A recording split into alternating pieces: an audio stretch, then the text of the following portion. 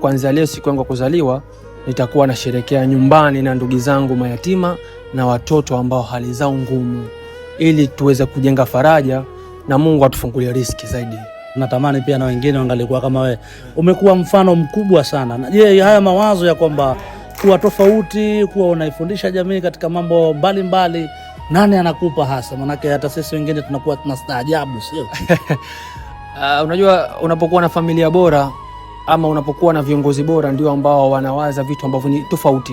Kwa hiyo nishukuru sana timu yangu Milele Mwati Group, Alei, kiongozi wangu Amur, lakini pia shukrani za dhati sana kwa marehemu baba yangu kwa sababu yeye ndio mwanzilishi wa kila kitu.